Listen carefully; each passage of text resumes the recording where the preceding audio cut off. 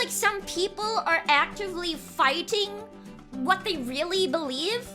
I think it's one thing to dislike who you are and another thing to reject who you are and pretend that it doesn't exist. Okay, so say for example, right? There's a group of people who love oysters. There's another group of people who hate oysters. Some of your friends are part of the oyster lovers group.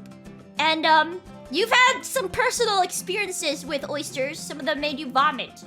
You deep down have an inherent dislike of oysters. There's a difference between saying, oh, I have had bad experiences with oysters, but I'm open to eating a couple more because my friends enjoy them, and a difference between I freaking love oysters while ignoring the fact that oysters had made you vomit before.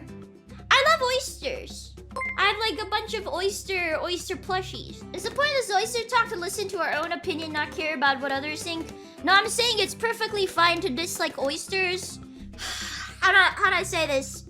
Cause in the past, I rejected my own feelings and I pretended to like what everybody liked, even though I had opinions of it deep down, but I disregarded my own opinions to conform with the norm of everybody else freaking liking oysters. And then when people are like, oh, oyster haters are literally the worst people in the world, and you would obviously feel worse about yourself. I think it's better to go like, oh, I have opinions from both sides. Like, it's totally fine to be a fence sitter and have opinions from both angles instead of just sticking to one side. You know, like you don't have to pick a side, basically. And the people who pick a side are ignoring different perspectives. I don't think that's good for your brain. I think you should see things from all perspectives if you can, or at least try, because it makes you grow as a person. Yeah, I feel like ignore everything from one angle.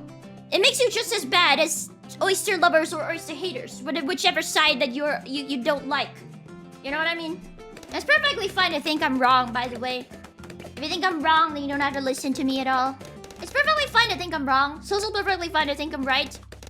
What's not perfectly fine is when you try to push your opinion onto other people and go like, oh, if you think Jilly's wrong, you're literally stupid.